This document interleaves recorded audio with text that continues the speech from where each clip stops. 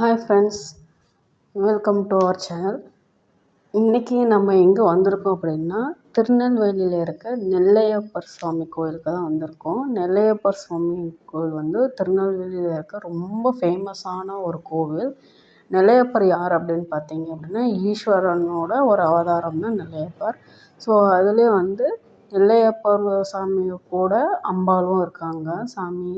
So இங்கே 2 பேர் சேர்ந்து தான் இந்த கோவில் இருக்குது. ஸோ ரொம்ப அழகான ஒரு கோவில். இந்த கோவிலுக்கு வந்து நான் உங்களுக்கு வந்து ரெக்வஸ்ட் பண்ணி நான் சொல்கிற ஒரே விஷயம், கண்டிப்பாக எல்லாருமே இந்த கோவிலுக்கு போய் ஒரு தடவை விசிட் பண்ணி பார்க்கணுன்னு நான் சொல்லுவேன். அவ்வளோ அழகாக இருக்குது கோவில். கோவிலுக்குள்ளே வந்துட்டு பிரகாரம் வந்து அவ்வளோ சூப்பராக இருக்குது. ஸோ பரதநாட்டியத்தோட சிம்பிள்ஸ் எல்லாம் போட்டு ஃப்ரண்ட் என்ட்ரன்ஸ்லேயே பார்த்திங்கன்னா பரதநாட்டிய சிம்பிளெல்லாம் போட்டு இருக்குது. ஸோ அதுக்கப்புறம் உள்ளே போனீங்க அப்படின்னா கோயிலோட பிரகாரம், அந்த தூண்கள், அதோட இதெல்லாம் ரொம்ப அழகாக இருக்குது. ஸோ அதுக்கப்புறம் உள்ளே போனோம் அப்படின்னு பார்த்தீங்கன்னா, அந்த தூண்கள் வந்து எப்படின்னா ச ரே க ம ப த நி சா அந்த 7 சத்தங்களும் வந்து அந்த தூண்களை கேட்குது. இங்கே இருக்கிற இந்த கோயிலோட ரொம்ப ஃபேமஸான ஒரு விஷயம் என்னென்னா, இந்த சவுண்டு வர தூண்கள் தான். ஸோ நீங்கள் இதை வந்து கண்டிப்பாக போய் பார்க்கணும். ஸோ சாமி வந்து ரொம்ப அழகாக எழுந்தருளியிருக்காரு. ஸோ இது வந்துட்டு உள்ளே போய் பார்த்தோம் அப்படின்னா அம்பாள் சாமி இருக்காங்க. ஸோ அதில் உள்ளேயும் இருக்காங்க. அவங்களுக்கும் தனியான ஒரு ரூமு, அவங்களுக்கு தனியான ஒரு கோவில், ஒரு அறை இருக்குது. சூப்பராக இருக்குது கோவில்.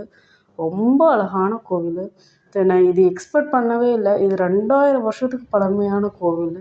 ஸோ இது ரொம்ப எக்ஸ்பெக்ட் பண்ணாமல் தான் நான் போனேன். ஜஸ்ட் என்னென்னா கோயில் எப்படி இருக்கும் அப்படின்னு, நல்லா இருக்குமா என்னன்னு போய் பார்க்கலாம். சிம்பிளான கோவிலா இல்லை இப்போ பக்கமாக கட்டின கோவிலா அந்த மாதிரி நினச்சிட்டு போனேன். ஸோ பார்த்தீங்க அப்படின்னா 2000 வருஷத்துக்கு முன்னாடி கட்டின கோவில். அவ்வளோ அழகாக இருக்குது கோவில். இந்த கோவில் பார்த்திங்கன்னா பரப்பளவு ஒரு குறைஞ்சது ஒரு அரை ஏக்கராவுக்கு மேலே, ஒரு ஏக்கராவுக்கு மேலேயே கூட இருக்கும். அவ்வளோ பெரிய இது. தெப்பக்குளம் இருக்குது கோயிலில். நல்ல ஒரு அழகு. அப்புறம் பார்த்திங்கன்னா வந்து மாடு வந்து தானமாக கொடுக்குறாங்க போல். அண்ட் வந்து மாடை வந்து அதுக்கு நம்ம வந்து புற்களோ இதெல்லாம் கொடுக்கலாம். கொடுத்தோம்னா அப்படின்னா ரொம்ப நல்லது. ஸோ இந்த கோவிலில் வந்து அந்த மாடுகள்லாம் பராமரிக்கிறதுக்காக நல்லா இது பண்ணியிருக்காங்க. அதில் வந்து இப்போ சிற்பக்கலைகள் எல்லாம் ரொம்ப அழகாக இருக்குது. சிற்பக்கலையை தான் நம்ம தமிழ்நாட்டிலேயே இல்லை, இந்தியாவில் வந்து சிற்பக்கலையில் கைத்தேர்ந்தவர்கள் இந்தியர்கள் அப்படிங்கிறத சொல்கிறதுல நம்ம ரொம்ப பெருமைப்படணும். அந்த அளவுக்கு சிற்பங்கள் வந்து செதுக்கியிருக்காங்க. இதெல்லாம் நம்ம நினச்சி பார்க்கும்போதே நமக்கு வந்து பிரமிப்பாக இருக்குது. இந்த அளவுக்கெல்லாம் சிற்பங்களை செதுக்கியிருக்காங்க. இப்போ எவ்வளோ டெக்னாலஜி இருந்தும் அப்போ வந்து எந்த டெக்னாலஜி இல்லாமல் இந்த மாதிரி சிற்பங்கள் பண்ணியிருக்காங்க. இப்போ இவ்வளோ டெக்னாலஜி இருந்தும் இந்த மாதிரி நம்மளால் சிற்பங்கள் பண்ணவே முடியல. அதுதான் உண்மையான விஷயம். அந்த அளவுக்கு அந்த அழகு வந்து கோயில் இருக்குது. கண்டிப்பாக போய் பாருங்கள். தேங்க்யூ.